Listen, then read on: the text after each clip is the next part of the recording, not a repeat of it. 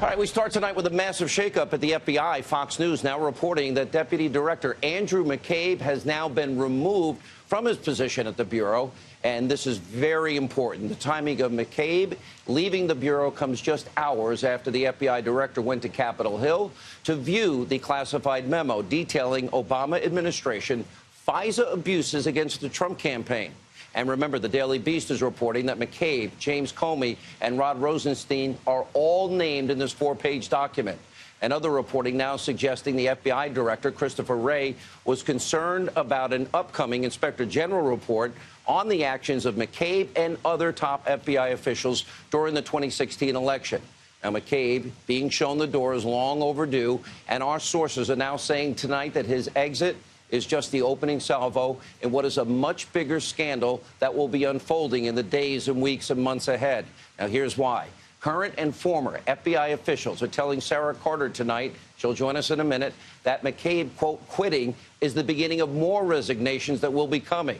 Now, before we detail why McCabe deserved to be removed, I want to be very, very clear tonight, especially to the Destroy Trump media. The political bias and corruption that we are now detailing at the FBI and the Department of Justice and in the intelligence community, we have all been reporting on. It has nothing to do with rank-and-file members. Those people work tirelessly to keep us safe. They deserve the utmost praise and support, which we give them on a daily basis. And who we are focusing on here is key. We're exposing what is a rogue group of unelected deep state bureaucrats that have been trying to disrupt our democratic republic and our system. Andrew McCabe is one of those people. Now, here's what we know about him and why it was about time he was removed. McCabe lied in terms of the corrupt Clinton email investigation. That we know was for show. In other words, it was rigged. The fix was in. It was a total sham. He oversaw Trump-hating FBI agent Peter Strzok's work on the Russia investigation. Fox News has reported that McCabe is thought to have been the central point of contact for handling that Clinton bought and paid for phony, salacious Russian dossier. And according to the Wall Street Journal, McCabe ordered FBI agents to stand down on an investigation into the Clinton Foundation. Now, remember, McCabe's wife, his wife's name is Jill. She took $700,000 in campaign contributions from a super PAC tied to the Clintons and their ally, Terry McAuliffe, former governor of the Commonwealth of Virginia from Virginia Democrats in her failed state Senate run. And finally, Trump-bashing FBI lovers, right there, Strzok and Page. They texted, remember, about the insurance policy that they talked about with Andy, we believe is Andrew McCabe, in case Donald Trump actually won the election, which they didn't think was going to happen. Now, McCabe is tied to literally every single instance of corruption, of abuse of power at the FBI that we are exposing. He should have been fired or should have resigned a long time ago. Now, the top ranks of the FBI need to be cleaned out, and McCabe is just a good start.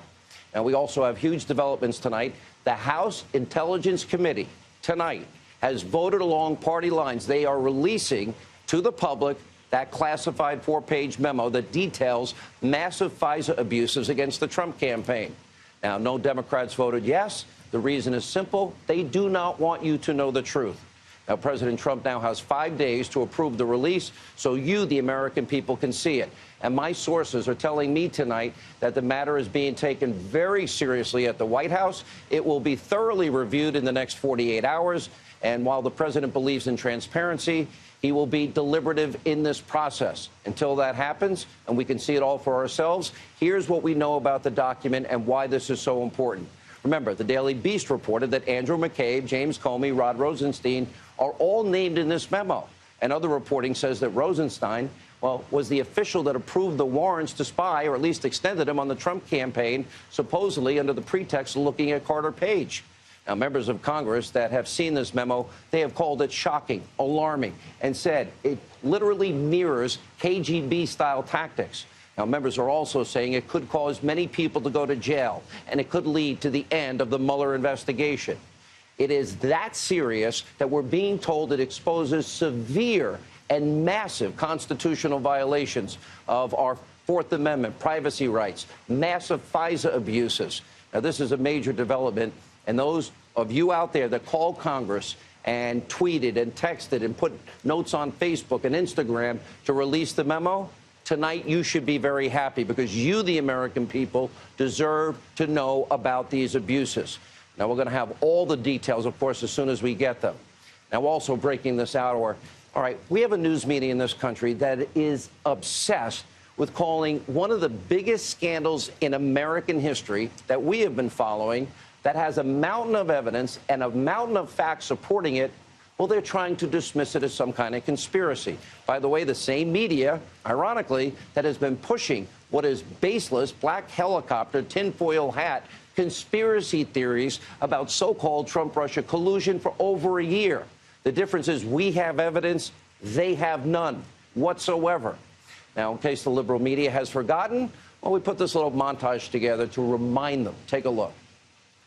We are looking at the possibility that the President of the United States and those around him during an election campaign colluded with a hostile foreign power to undermine the basis of our democracy. Donald Trump is afraid. A political hurricane is out there at sea for him. We'll call it Hurricane Vladimir, if you will, the whole Russian thing. This is evidence of willingness to commit collusion.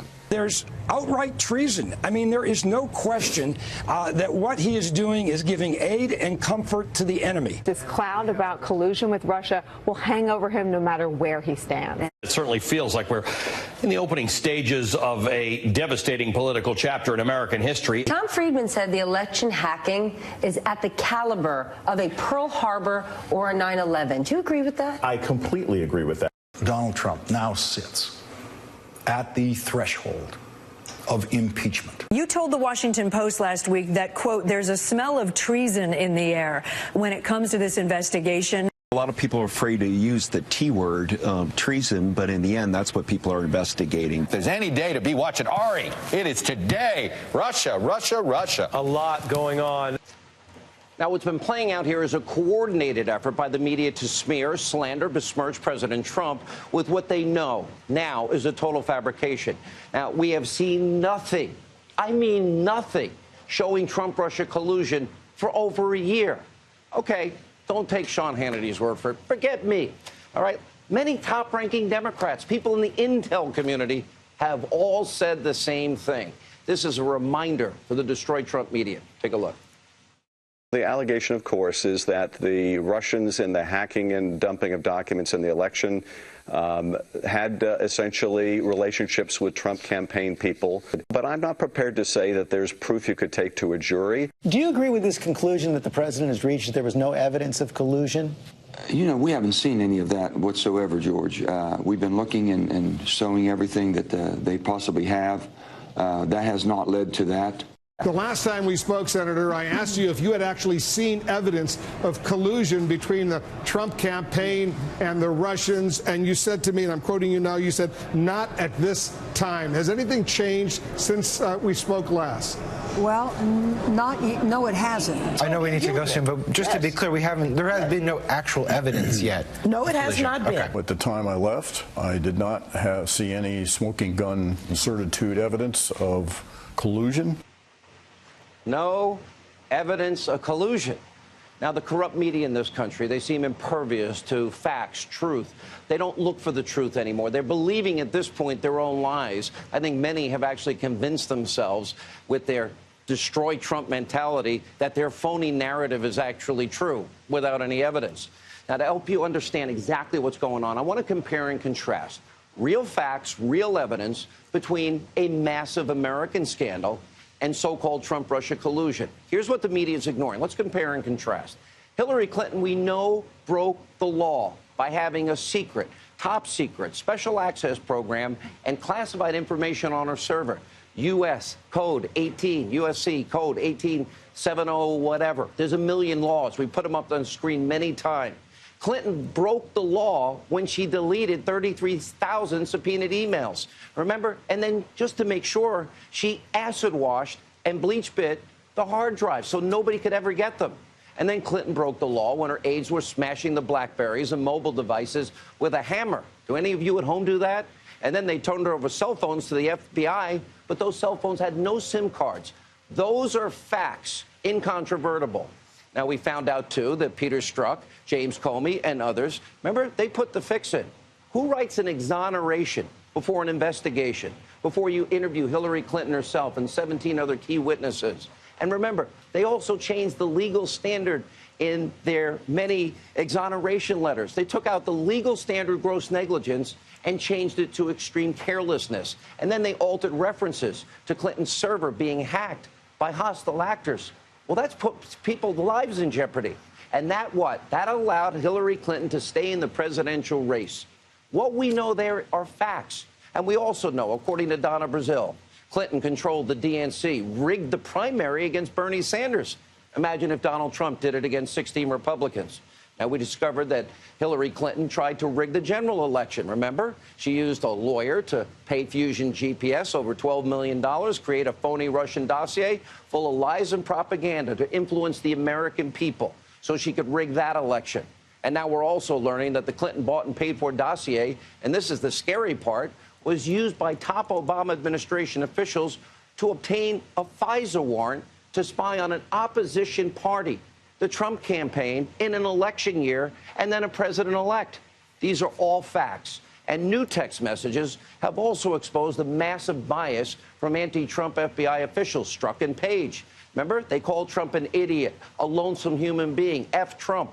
And we know that Strzok and Page talked about the so-called insurance policy with who we believe is Andrew McCabe, who was fired today. And remember, July 1st, before they ever interviewed Clinton, before Comey ever came forward and went public on July 5th, they revealed that Loretta Lynch knew the fix was in the Clinton investigation. So let's see, Strzok and Page and McCabe and Comey and Loretta Lynch all knowing? Now, they were hesitant to investigate Hillary Clinton. We also learned because they thought she might win and retaliate against them.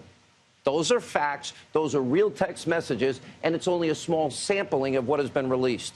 There is evidence showing and proving all of this. So what does the media have to prove as it relates to Trump-Russia collusion a year later? Nothing. No evidence. No facts. They're basing everything on nothing but their own conspiracy theory in their own little media bubble. We have been giving you facts, we have been telling you the truth, and the media has been proven to be pathological liars at a level we've never seen before in history. They have become tinfoil hat conspiracy theorists at the highest levels. The media is now married to this phony narrative, and they cannot let it go. And by the way, they're massive hypocrites. They don't care about truth. They obviously don't care about equal justice under the law, nor do they care about the Constitution of the United States, because if they did, they would be reporting all of the facts that we just gave you.